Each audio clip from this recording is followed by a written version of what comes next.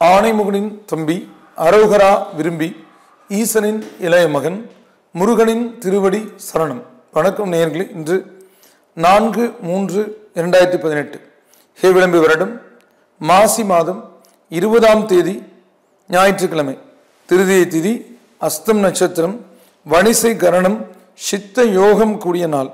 சூலம் கிழக்கு தென் கிழக்கு, நாளிகை 8, பரிகாரம் தயிர். இன்னைக்கு நவகோள்களை வழிபடுறது நல்லது. 9 சுற்று கிரக சுற்று, 27 சுற்று நட்சத்திர சுற்று, 108 சுற்று பாத சுற்றா சுற்றி வழிபட அந்த கிரக பாதிப்புகள், அதாவது 108 பாதங்களில் சூட்சமமாக இருக்கக்கூடிய தோஷங்கள் அந்த சுற்றுக்கும் ஒவ்வொரு சுற்றுக்கும் விலகும். அதோட அபிஷேகம் செய்யலாம். அந்த அந்த ஒவ்வொரு நவகிரகத்துக்கும் உரிய துணிகளை எடுத்து கொடுத்து, ஆடைகளை அதை அணிய வச்சு, மலர்களை வைத்து அர்ச்சனை செய்து, நவதானியம் போட்டு, நல்லெண்ணெய் தீபம் ஏற்றி நைவேத்தியம் செய்து அது பிறருக்கு தானம் கொடுத்து வழிபடலாம். இதெல்லாம் உங்களுக்கு கிரக பாதிப்புகளை நீக்கும். ஞாயிற்றுக்கிழமை முதல் நாள், சூரியனுடைய நாள். சிவன் கோயில் இருக்கக்கூடிய நவகிரகங்களுக்கு சக்தி அதிகம் இந்த நாளில். அதோட சிவனையும் வழிபடலாம், அபிஷேகம் செய்து வழிபடலாம், அன்னதானம் செய்து வழிபடலாம், சிவ புராணம் படிக்கலாம். சூரியன் தசை நடக்கிறவங்க இன்னைக்கு சூரியனுடைய நாளில் சிவனை வழிபடுறது சிறப்பு. சூரிய நமஸ்காரம் பண்ணலாம். இதெல்லாம் சிறப்புக்குரிய பலன்களை இன்னைக்கு கொடுக்கும். அதோட நம்ம பொதுவாக கோதுமை இருக்கு இல்லைங்களா, அந்த கோதுமையை அதில் ஏதாவது பலகாரங்கள் செய்து, அல்லது சப்பாத்தி இந்த மாதிரி ஏதாவது செய்து, அல்லது கோதுமையே தானம் கொடுத்தாலும் சூரியன் பலவீனப்பட்டிருந்தால் அது சரியாகும். சூரியனார் கோயிலுக்கு கூட போயிட்டு வரலாம். சூரியனுடைய ஒரு அற்புதமான மந்திரமாக சொல்கிறது காயத்ரி மந்திரத்தோட ஆதித்ய ஹிருதயம் படிக்கலாம். இந்த மன வலிமை, உடல் வலிமை. சூரியன் பிதிர்காரகன், தந்தைகாரகன், உடல் காரகன். இந்த உடல் வலிமை பெறுறது, தந்தைக்கு நன்மைகள் ஏற்படுறது, மூத்தோர்களுடைய அவர்கள் ஏதோ தெரிஞ்சோ தெரியாமல் செய்த பாவ வினைகள், தோஷங்கள் விலகிறதெல்லாம் இன்னைக்கு அமையும். இனி இன்றைய கிரக நிலைகளை பார்க்கும்போது சூரியன் கும்பப்பகை, சந்திரன் கன்னி நட்பு, செவ்வாய் விருச்சிக ஆட்சி, புதன் மீனநீசம், குரு துலாத்துல பகை, சுக்கிரன் மீனத்து உச்சம், சனி தனுசுல சமம், ராகு கடக பகை, கேது மகர நட்பு பெற்றிருக்கக்கூடிய கிரக செஞ்சார நிலை வானமண்டலத்தில் இருக்கு. இனி இன்றைய ராசி பலன்களை மேஷம் முதல் மீனம் வரைக்கும் பார்க்கலாம். முதல்ல மேஷ ராசி வார ராசி பலன்களாக பார்க்கலாம். அஸ்வினி பரணி கிருத்திகை 9 ராசி. ராசி அதிபதி செவ்வாய். இந்த ராசிக்கு கிரக நிலைகள் இந்த வாரம் எப்படி இருக்கும்? மேஷ ராசிக்கு இந்த வாரம் சந்திரன் அஷ்டமத்துக்கு போகுமா? போகும். இப்போ இன்னைக்கு இருக்கக்கூடிய இடம் கன்னியில் இருக்கு. நாளைக்கு திங்கள், செவ்வாய், புதன் மதியம் வரைக்கும் துலாத்தில் இருக்கும். புதன் மதியத்திலிருந்து வியாழன் வெள்ளியும் சந்திரன் அஷ்டமத்துக்கு வரும்.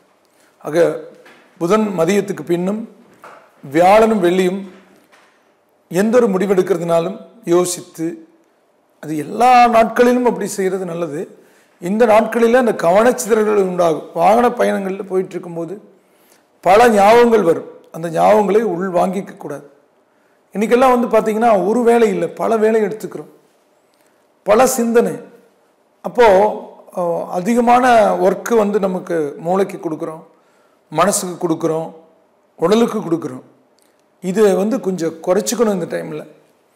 ஆக அப்புறம் சனிக்கிழமை நல்லா இருக்கு. இன்னைக்கு நல்லா இருக்கும். நாளைக்கும் செவ்வாய்க்கிழமையும் புதன் மதியம் வரைக்கும் சிறப்புக்குரிய சந்தர்ப்பத்தை கொடுக்கும். புதன் மதியத்துக்கு பின்னும் வியாழனும் வெள்ளியும் அதிக எச்சரிக்கையும் கூடுதல் கவனமும் உள்ள நாட்களாக இருக்கும் இந்த வாரத்தில். அஸ்வினியில் பிறந்தவங்க விநாயகரையும், பரணியில் பிறந்தவங்க முருகனையும், கிருத்திகையில் பிறந்தவங்க அம்மனையும் வழிபடுங்க. அடுத்தது ரிஷப ராசி. கிருத்திகை 2, 3, 4 பாதங்களும், ரோகிணி 4 பாதங்களும், மிருகசீரிடம் 1, 2 பாதங்கள் இருக்கிற ராசி அதிபதி சுக்கிரன். இந்த ராசிக்கு இந்த வாரத்தில் சந்திரன் கடைசி நாளான சனிக்கிழமை அஷ்டமத்துக்கு வருவார். சனி அஷ்டமத்தில் இருக்கும்போது, சந்திரன் அஷ்டமத்துக்கு சேரும்போது, அன்னைக்கு சனிக்கிழமையாக இருக்கும்போது கொஞ்சம் போக்குவரத்தில் கூடுதல் கவனம் அவசியம். அவசியம் இல்லைன்னா பயணங்களை தவிர்த்துக்கலாம். அதில் இருட்டில், நைட்டில், அதாவது சனி இருட்டுக்குரிய கிரகம். சந்திரன் மறையும் போது இருட்டில் தான் பிரச்சனை கொடுக்கும்.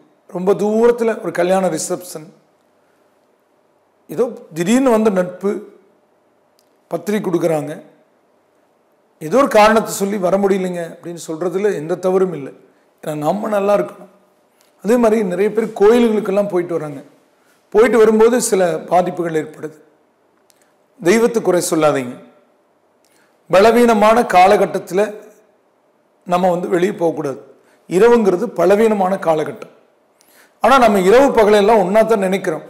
அவ்வளவு ஆசை, அவ்வளோ பேராசை, அவ்வளவு ஆர்வம் இதெல்லாம் செய்யுது. வண்டி இருக்குது, எடுத்துகிட்டு போனால் வேலை முடிஞ்சுது அப்படின்னு அப்படியெல்லாம் இருக்கு. அது எவ்வளோ பெரிய லக்ஸுரி காராக இருந்தாலும் சரி, எத்தனை ஏர்பேக் இருந்தாலும் சரி, அந்த சூழலை புரிஞ்சுக்கணும். ஆக இந்த வாரத்தில் சனிக்கிழமை யாரு கூட பேசுறது, ஒரு வேலை வார இறுதி நாள், ஒரு சம்பளம் கொடுக்குறீங்க, ஏதாவது ஒரு கோபமாக பேசிட்டீங்கன்னா அடுத்த நாள்லேருந்து வரமாட்டாங்க. அதே மாதிரி உங்கள் முதலாளியாக இருக்கிறவர் ஏதாவது பேசிட்டாருன்னா நீங்கள் அடுத்த நாள்லேருந்து வரக்கூடாதுன்னு நினைப்பீங்க. கோபிச்சுக்காதீங்க, ஒதுங்கி போகலாம் சில சமயம். ஆக வாரத்தில் மற்ற நாட்கள் எல்லாம் உங்களுக்கு சாதகமாக இருக்கும். வாரத்தினுடைய இறுதி நாள் மிகுந்த எச்சரிக்கை, அல்லது செலவு, வீண் செலவு வரும். வாரம் முழுவதும் சம்பாரிச்சது சில பேர் திடீர்னு விட்டுட்டு போயிடுவாங்க. அப்படி ஏதாவது ஒரு சூழலை உருவாக்கிறோம். அப்படி உருவாக்காமல் இருக்கிறது நம்ம கையில் இருக்குது. நான் சொல்கிறேன், இருட்டில் பஸ்ஸில் போக வேண்டாங்க. அந்த பஸ்ஸில் திருடங்கூட இருப்பானுங்க, எந்த இடத்துல வேணாலும் இறக்கி விட்டு போவாங்க. சும்மா போக்கு வண்டி, லாரி இதெல்லாம் நிறுத்தி ஏறி போவாங்க, ஆட்டோ இந்த மாதிரி. அதில் எல்லாமே இருப்பான், கொள்ளைக்காரனும் இருப்பான், நல்லவனும் இருப்பான், அறிய முடியாது. பகல் பொழுதுனா 99% ஓரளவுக்கு நம்ம சர்ச் பண்ண முடியும். அதுதான், வேற ஒன்றும் இல்லை. ஆக முழுசாக யாரையும் நம்பி, சில குழந்தைகள்லாம் பார்த்தீங்கன்னா யார் போனாலும் கை நீட்டுவாங்க, எங்களை அங்கே கொண்டு போய் விடுங்கன்னு. அப்படி கடத்துறதுக்கு வாய்ப்பு இருக்குல்ல. அதே மாதிரி இரவில் ஒரு பொண்ணு, ஐடி கம்பெனியில் வேலை செய்கிற பொண்ணு, 2 மணிக்கு வெளியே வந்திருக்கு. 4-5 பசங்க சேர்ந்து அடிச்சு, அந்த பொண்ணு சொல்லுது, செத்த மாதிரி நடிச்சுங்க, தப்பிச்சு. அப்படி இது அவசியமா? பொண்ணு தங்கம்ங்க, தங்கத்தை கொண்டு போய் ரோட்டில் வச்சுட்டு எடுத்துகிட்டு போயிட்டாங்கன்னு சொன்னால், ஆக நம்ம எதை எங்கே வைக்கணுமோ அங்கே வைக்கணுங்க. அப்புறம் வச்சுட்டு காணும்னு சொல்லக்கூடாது, வச்சுட்டு பழுதாயிருச்சுன்னு சொல்லக்கூடாது. அப்படித்தான் எல்லா விஷயமும். ஆக இந்த வாரம் இறுதி நாட்கள் பணம், நகை, கூட்டத்தில் போகிறது கூட பார்த்து, பஸ்ஸில் படியில் நின்றுட்டு போகிறாங்க பொண்ணுகள், பசங்கள், அப்படி போகக்கூடாது. அடுத்த வண்டியில் போகலாம், ஏன்னா வேலை கிடக்குதுன்னு நினச்சிக்கணும். ஆக இந்த வாரத்தினுடைய இறுதி நாட்கள் சனிக்கிழமை வெகு தூர பயணங்களை தவிர்க்கலாம். பேச்சுவார்த்தைகளில் வீட்டுக்குள்ளேயே இருந்துட்டு இருக்கீங்க, திடீர்னு ஒரு வார்த்தை பேசுனீங்கன்னா கணவன் மனைவிக்குள்ளே கருத்து வேறுபாடு வரும், பெற்றோருக்குள்ளே வரும். அதெல்லாம் தவிர்க்கணும்னு சொல்லக்கூடிய நாள். இறை வழிபாட்டை அதிகரிக்கலாம். அன்னைக்கு ஒரு வேளை விரதம் இருந்துருங்க, எல்லாம் சரியாக போகும். சனி கிரகத்தை வழிபட்டுருங்க. முக்கியமாக கிருத்திகையில் பிறந்தவங்க, ரோகிணியில் பிறந்தவங்க அம்மனை வழிபடுங்க. மிருகசீடத்தில் பிறந்தவங்க ஆண்டாளை வழிபடுங்க. அடுத்தது மிதுன ராசி. மிருகசீடம் 3-4 பாதங்களும், திருவாதிரை 4 பாதங்களும், புனர்பூசம் 1-2-3 பாதங்கள் இருக்கு. ராசி அதிபதி புதன்.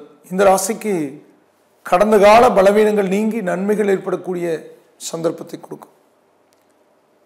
குரு நல்ல இடத்தில் இருக்கிறதுனால பொருளாதார மேன்மை உண்டாகும். சொத்துக்கள் அசையா சொத்து வாங்குவீங்க. நிறைய கடன்பட்டு வாங்காதீங்க. ஏன்னா இப்போ 7 சனி, ஒன்று அடுத்தது 8 சனி வரும்போது கடன் கட்ட முடியாது. இப்போ ஒரு வீடு கட்டிட்டு இருக்கீங்கன்னா, ஒரு கிரவுண்ட் ஃப்ளோர் முடிச்சிருப்பீங்க, ஃபர்ஸ்ட் ஃப்ளோர் பண்ணிடலாம் அப்படின்னு ஒரு எண்ணம் உங்களுக்கு இருக்காது. உறவுகள், நட்புகள் சொல்லும், பண்ணுறீங்க, முடிச்சிருங்க அப்படின்னு.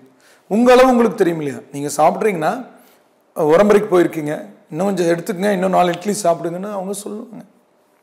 ஆனால் நமக்கு எது அளவுன்னு நம்ம சாப்பிட்றவங்களுக்கு தான் தெரியும். இந்த மாதிரி நம்ம சக்திக்கு தகுந்த மாதிரி போய்க்கணும். ஒவ்வொருத்தருக்கும் ஒவ்வொரு நிலை இருக்கும். ஒரு தொழில் இருக்கிறவங்க உயர்வுக்கு வராங்கன்னா அவங்களுக்கு பல தொழில் இருக்குது, ஆனால் யாருக்கு தெரியாது. நிறைய சொத்துக்கள் இருக்கவங்களுக்கு அவங்க அந்த நிலைக்கு வருவாங்க. அப்போ அதே தொழில் செய்கிற இன்னொருத்தர் நாமே அந்த நிலைக்கு வர முடியல அப்படின்னு நினைக்கக்கூடாது. அதுக்காக போய் நிறைய கடன் வாங்கி அவங்க மாதிரியே இருக்கணும்னு நினைக்கக்கூடாது. பிறரோடு ஒப்பிடக்கூடாது. உங்கள் அளவு தெரிஞ்சு போனீங்கன்னா, உங்கள் வயிறு பசிக்கு தகுந்த மாதிரி நீங்கள் சாப்பிட்ற மாதிரி, உங்கள் தேவைக்கு தகுந்த மாதிரி ஒன்று பண்ணிங்கன்னா, வீடு கட்டுறதும் சரி, ஒரு கல்யாணம் கூட பெரிய அளவுக்கு அது இழுத்துட்டு போயிரு. கல்யாணம், வீடு ஒன்று, கல்யாணம் ஒன்று, பெரிய கடங்காரம் பண்ணி விட்டுரும். இன்னும் கட்டலான்னு போகிற மாதிரி, இன்னும் அதை செய்யலாம் இதை செய்யலான்னு கொண்டு போய் விட்டுரும். அதெல்லாம் நம்ம கண்ட்ரோல் பண்ணிக்கணும். அப்படி இந்த வாரத்தில் பண்ணிக்கலாம். ஆனால் சந்திரன் அஷ்டமத்துக்கு இது போகாது. ஆக எதையும் யோசித்து செய்வீங்க. அதனால் உங்களுக்கு நற்பலன்கள் நடக்கக்கூடிய வாரம், அசையா சொத்து சேரக்கூடிய வாரம். மிருகசீடத்தில் பிறந்தவங்க அம்மனையும், திருவாரூரில் பிறந்தவங்க முருகனையும், புனர்பூசத்தில் பிறந்தவங்க பெருமாளையும் வழிபடுங்க. அடுத்தது கடகராசி.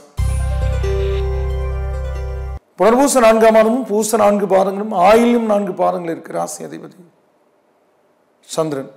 ஏற்றத்துக்குரிய வாய்ப்புகளை பெறக்கூடிய சந்தர்ப்பத்தை இந்த வாரம் கொடுக்கும். சந்திரன் அஷ்டமத்துக்கு இது போகாது. 6ல் சனி, புதன் சுக்கிரன் 9ஆம் இடத்தில் இருக்கு. சூரியன் விலகின இன்னும் நல்லா இருக்கு. அதுக்கான சந்தர்ப்பங்கள் விரைவில் வரும். அதோட செவ்வாய் இடம் மாறுதுங்க. அது 2-3 நாளில் இடம் மாறுறது சிறப்பு. 6க்கு வருது. 5ல் இருக்கிற செவ்வாய் 6ஆம் இடத்துக்கு வருது. 6ஆம் இடத்துல சூரியன், சனி, ராகு, கேதுக்கள் இருக்கிறது, செவ்வாய் இதெல்லாம் இருக்கிறது சிறப்பு. சத்துருக்களை அழிக்க வல்லது அல்லது எதிர்ப்புகள் அடங்கும். எதிர்ப்புகள் அடங்கலாம் தானே மேனுக்கு வர முடியும். ஆக பூர்வீக சொத்து சம்பந்தப்பட்ட விஷயம் உங்களுக்கு சாதகமாகும். நீங்கள் சாதாரண எம்எல்ஏவாக இருந்தால் அமைச்சர் பதவி கிடைக்கும்னு சொல்லலாம். புனர்பூசத்தில் பிறந்தவங்க முருகனையும், பூசத்தில் பிறந்தவங்க ஆண்டாளையும், ஆயில்யத்தில் பிறந்தவங்க சப்த நாகரையும் வழிபடுங்க. அடுத்தது சிம்மராசி. மகம் 4 பாதங்களும் பூரம் 4 பாதங்களும் உத்திரம் 1 பாதம் இருக்கிற ராசி அதிபதி சூரியன். இந்த ராசிக்கு சந்திரன் போற பாதை சாதகமாக இருக்கும். எடுக்கிற வேலை எளிதில் நடக்கும். இந்த வாரத்தில் பலவீனங்கள் நீங்கி முன்னேற்றம் அடையும். எது சரி எது தவறுன்னு புரிஞ்சுக்குவீங்க. நல்லவங்க தீயவங்களை கண்டுபிடித்து அதுக்கு தகுந்த மாதிரி நீங்கள் நடந்துக்குவீங்க. உங்கள் வாழ்க்கையில் மாற்றங்களுக்குரிய வாரமாக இந்த வாரம் இருக்கும். ஏற்றத்துக்குரிய மாற்றமாக இருக்கும். கல்வியில் முன்னேற்றத்துக்குரிய நிலை இருக்கும். உறவுகளோட நெருங்கி பழக வாய்ப்பு கிடைக்கும். விருந்து நிகழ்ச்சிகளில் பங்கேற்பீங்க. குடும்பத்தில் சுப நிகழ்வுகளுக்குரிய வேலை இருக்கும். வாகனம் புதுப்பிக்கப்படும். வீடு வர்ணம் அடிக்கப்படும். மகத்தில் பிறந்தவங்க அம்மனையும், பூரத்தில் பிறந்தவங்க முருகனையும், உத்திரத்தில் பிறந்தவங்க தன்வந்திரி பகவானையும் வழிபடுங்க. அடுத்தது கன்னிராசி. உத்திரை 2, 3, 4 பாதங்களும், அஸ்தம் 4 பாதங்களும், சித்திரை 1, 2 பாதங்கள் இருக்கிற ராசி அதிபதி புதன். மேன்மைகளுக்குரிய வாய்ப்புகள் தென்படக்கூடிய சந்தர்ப்பத்தை இந்த வாரம் சந்திரன் கொடுக்கும். அது தவிர புதனும் சுக்கிரனும் 7ஆம் இடத்திலிருந்து உங்கள் ராசியை பார்க்கறதுனால இறை அருளால நன்மைகள் நடக்கும். வெளியூர் பிரயாணம் இருக்கும். வரவேண்டிய பணம் வந்து சேரும். புதிய முயற்சிகள் கைகூடும். புதிய சிந்தனைகள் உதிக்கும். உங்களுடைய யோசனை பிறருக்கு பயன்படும்.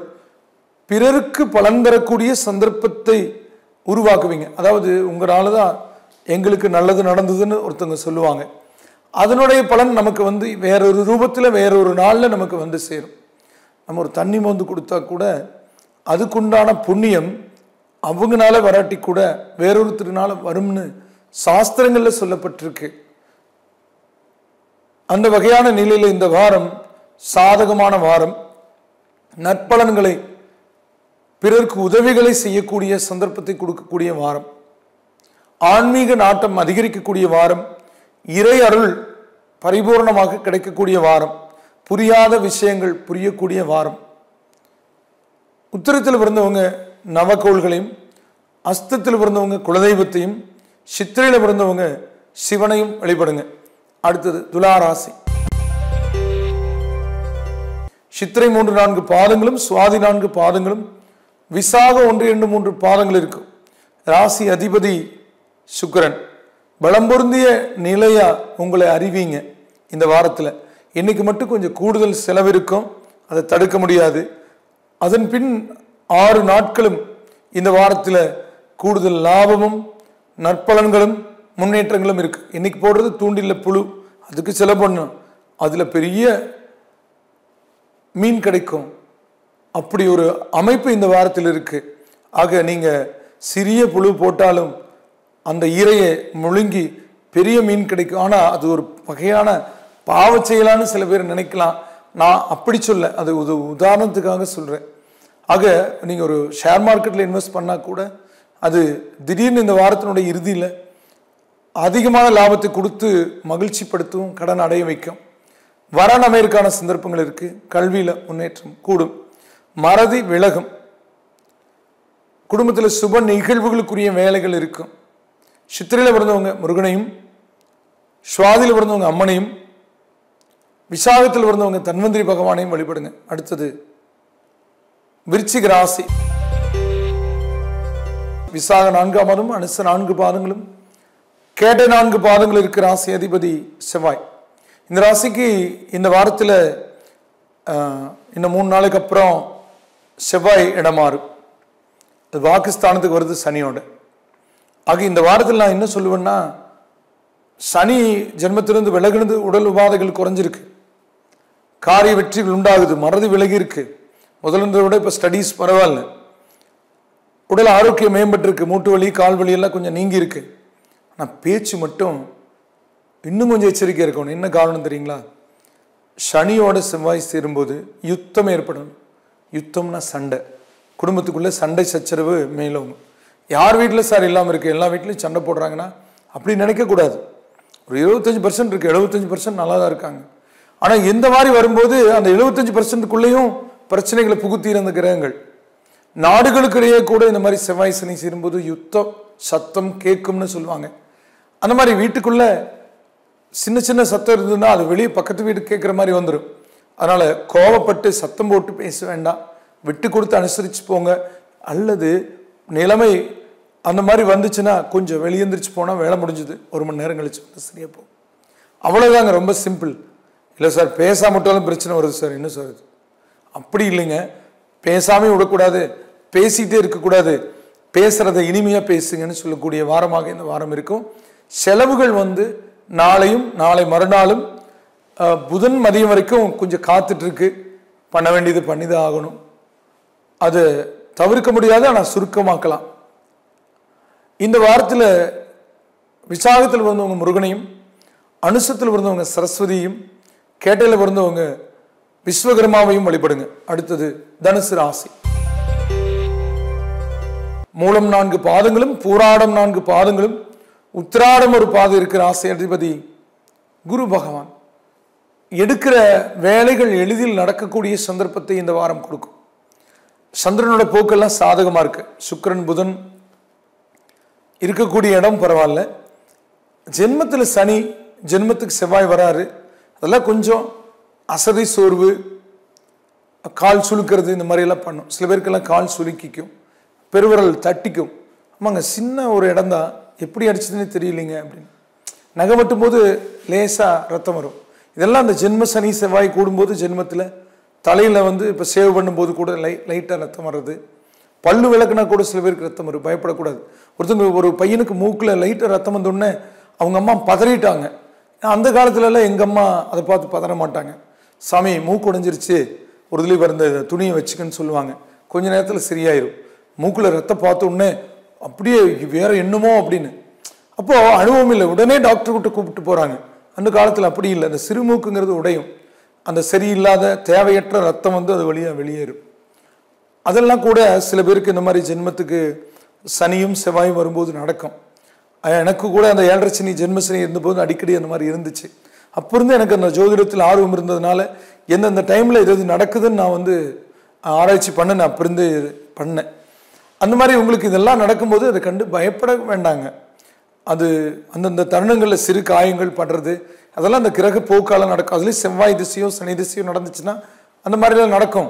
அதுக்கு வழிபாடுகள் இருக்குது. அந்த வகையில் இந்த வாரத்தில் மூலத்தில் பிறந்தவங்க நவகிரகங்கள் உள்ள செவ்வாய்க்கு சிவப்பு ஆடை கொடுத்து நீங்கள் தீபம் போட்டு அர்ச்சனை வைங்க. பூராடத்தில் பிறந்தவங்க தட்சிணாமூர்த்தியை கும்பிடுங்க. உத்திராடத்தில் பிறந்தவங்க சப்த கண்ணீரை வழிபடுங்க. அடுத்தது மகர ராசி. உத்திராட 2, 3, 4 பாதங்களும், திருவோணம் 4 பாதங்களும், அவிட்டம் 1, 2 பாதங்கள் இருக்கும். ராசி அதிபதி யாருங்க அப்படின்னா ஒரு சனி பகவான். இந்த ராசிக்கு இந்த வாரத்தில் கிரக நிலை எப்படி இருக்குன்னா, இந்த 3 நாளைக்கு அப்புறம் செவ்வாய் விரயத்துக்கு வராது. ஆனால் உங்கள் ராசிக்கு அவர் பாதகாதிபதி. பாதகாதிபதி விரயத்துக்கு வரும்போது ஒரு வகையில் நல்லதான். பெரிய கெடுதல் இருக்காது. ஆனால் பூமி விரயத்தினால நன்மை ஏற்படும். அந்த அல்லது வாங்கிறது அசையா சொத்து வாங்கக்கூடிய நிலை இருக்கும். அதுக்காக பணம் விரயமாகும். ஒன்று பணத்தை இழந்து சொத்தை பெறுவீங்க, சொத்தை இழந்து பணத்தை பெறுவீங்க. அப்படி ஒரு சில மாற்றங்களுக்குரிய வாய்ப்புகள் இந்த வாரம் கொடுக்கும். ஆனால் இருக்கிற பிரச்சனைகளை சரி பண்ணுறதுக்காகத்தான் கொஞ்சம் கூடுதல் கடனை ஏற்படுத்திக்குவீங்க. அதுவும் நல்ல விஷயங்களுக்காகத்தான். கிரவுண்ட் ஃப்ளோர் இருந்தால் ஃபர்ஸ்ட் ஃப்ளோர் கட்டுறது, அந்த மாதிரி சுபகாரிய நிகழ்வில் கொஞ்சம் தள்ளி போனாலும் முடிவாகும். அந்த வகையான நிலை உங்களுக்கு மகிழ்ச்சி அளிக்கும். வெளியூர் பிரயாணம் இருக்கும். இந்த வாரம் எதிலும் யோசித்து செயல்பட்டால் அது தடை இருக்காது. உத்திராடத்தில் பிறந்தவங்க அகத்தியரையும், திருவோணத்தில் பிறந்தவங்க தட்சிணாமூர்த்தியும், அவிட்டத்தில் பிறந்தவங்க அம்மனையும் வழிபடுங்க. அடுத்தது கும்பராசி. அவிட்டம் 3-4 பாதங்களும், சதயம் 4 பாதங்களும், பூரட்டாதி 1-2-3 பாதங்கள் இருக்கிற ராசி அதிபதி சனி பகவான். இந்த வாரம் இன்னைக்கு மட்டும் குழப்பம் இருக்கும். நாளையிலிருந்து சிறப்புக்குரிய சந்தர்ப்பங்களும் மேன்மைக்குரிய வாய்ப்புகளும் கொடுக்கக்கூடிய வாரமாக, அற்புதமான வாரமாக இந்த வாரத்தை எடுத்துக்கலாம். வெற்றிக்குரிய வாரமாக எடுத்துக்கலாம். அவிட்டத்தில் பிறந்தவங்க ஆஞ்சநேயரையும், சதயத்தில் பிறந்தவங்க முருகனையும், புரட்டாதியில் பிறந்தவங்க நவக்கோள்களையும் வழிபடுங்க. அடுத்தது மீன ராசி. புரட்டாதி 4 பாதமும், உத்திரட்டாதி 4 பாதங்களும், ரேவதி 4 பாதங்கள் இருக்கும். ராசி அதிபதி குரு. இந்த ராசிக்கு இந்த வாரத்தில் இன்னைக்கு சாதகமான பலன் நடக்கும். நாளை அதாவது திங்கட்கிழமையும் செவ்வாய்க்கிழமையும் புதன் மதியம் வரையும் சந்திரன் அஷ்டமத்தில் இருக்கும். குரு அஷ்டமம், சந்திரனும் அஷ்டமம் சேர்றது ஒரு பலவீனமான நிலை தான். இருந்தாலும் செவ்வாய் திக்பலம் பெற்று 10ஆம் இடத்துக்கு போறார். செவ்வாய்க்கு 10ஆம் இடம் அற்புதமான இடம். அவர் உங்களை காப்பார். இருந்தாலும் இந்த நாட்களில், அந்த 3 நாட்களும், அதாவது 2.5 நாட்கள் இந்த வாரத்தில் வருது. இந்த நாட்களில் விட்டு கொடுத்து அனுசரித்து போகிறது, போக்குவரத்தில் கவனமாக இருக்கிறது, இப்படி இருந்தால் பலவீனங்கள் இருக்காது. மறதி இருக்கும், சாவி உள்ள வச்சுட்டு பூட்டிக்கிற மாதிரி இருக்கும். அதனால் அந்த மறதி நீங்கள் இறை வழிபாடு செய்யுங்க, தியானம் பண்ணுங்க, நல்ல புத்தகங்களை படிங்க, நல்ல நண்பர்களோட பேசுங்க, நல்ல பேச்சாளர்களுடைய பேச்சை கேளுங்க. இந்த வாரம் பூரட்டாதியில் பிறந்தவங்க நவக்கோள்களையும், உத்திரட்டாதியில் பிறந்தவங்க சப்தகன்னியரையும், ரேவதியில் பிறந்தவங்க பெருமாளையும் வழிபடுங்க. நேயர்களே, இதுவரை உங்களுடைய ராசி பலன்களை வார ராசி பலன்களாக கேட்டு தெரிந்து கொண்டிருக்கிறவை பொதுவானவை. உங்களுடைய பிறந்த தேதி நேர அடிப்படையில் ஜாதகம் கணித்து திசாபுத்தி யந்திரங்களை அறிந்து அதற்கேற்ப உங்கள் வாழ்வை சீரமைத்து சிறப்புடன் வாழ முருகனை வேண்டி விடைபெறுவது ஜோதிட என்கிற இந்த வாஸ்து நிபுணர் அன்னூர் KR வேலுசாமி. வணக்கம் நேயர்களே.